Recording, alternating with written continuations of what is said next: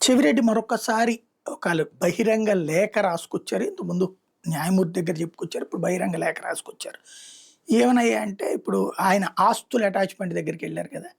600,00,00,000, 700,00,00,000. ఇప్పుడు జగన్ ప్రభుత్వం ఏర్పడ్డాక, లిక్కర్ పాలసీ తీసుకున్నాక ఇంత డబ్బులొచ్చినాయి. ఇందులో ఇతనికి ఇంతొచ్చింది. ఇదిగో అని ఆధారం ఉంటే నడుస్తది. కానీ ఇక్కడ ఏ ఆధారం లేదు. బేసిక్‌గా ఆడెవడో జెప్పాడు, ఈడెవడో జెప్పాడు. కాబట్టి ఈళ్ళందరూ దొంగలే. ఈళ్ళ సంపాదనంతా గూడా ఇట్లాగే లిక్కర్ ద్వారా వచ్చిందని. ఇలాంటి ఒక కల్పిత కథనాలతో వార్తలు రాసుకొచ్చి, కల్పిత కథనాలతో కేసులు పెట్టి, సరే టెక్నికల్ పాయింట్స్ ఆధారంగా మేము మళ్ళీ ఇంకా విచారించాలి కాబట్టి ఆయనని జైల్లో ఉంచండి, విచారించాలి కాబట్టి వాళ్ళని జైల్లో ఉంచండి అని ఒక తప్పుడు పాయింట్‌తో జైళ్ళలో ఉంచుతున్నారు. చెవిరెడ్డి మద్యం తాగడన్నది అందరికీ తెలుసు. చెవిరెడ్డి కొడుకు మద్యానికి దూరం. మందు తాగరు వాళ్ళు. మందు వ్యాపారంలో వాళ్ళు ఉండరు.